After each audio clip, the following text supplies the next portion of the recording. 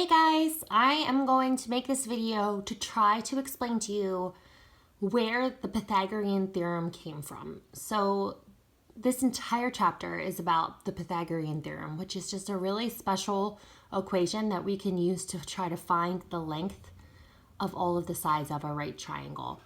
So first of all, you guys have hopefully mastered the idea of the parts of the right triangle. Now this right triangle doesn't have the little square, but if you can see where the perpendicular lines are, it would be right here where my cursor is kind of making it.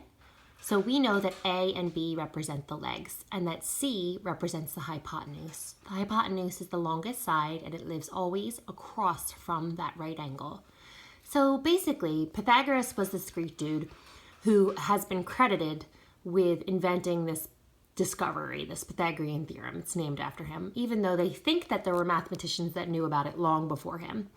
And what it states and where it came from. So this gizmo, give me some time because I'm still getting used to gizmo.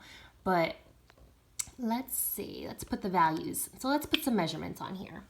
So what he figured out was he measured the sides of the right triangle and he figured out that if you were to build a square off of each of these sides, a perfect square, and I'm going to show you guys that.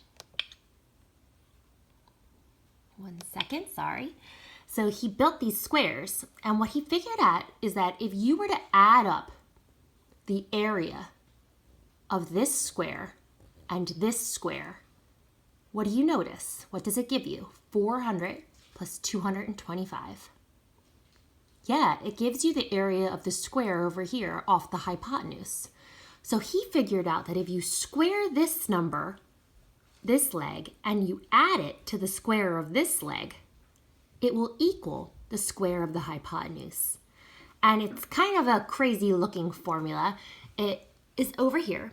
It says a squared plus b squared equals c squared, which is what I just explained to you. So if you square your first leg and add it to the square of the second leg, it's always going to give you the square of the hypotenuse. And then if you're looking, you can see that 15 squared plus 20 squared is actually equal to 25 squared, and you could do that math. So this is where the Pythagorean theorem comes from.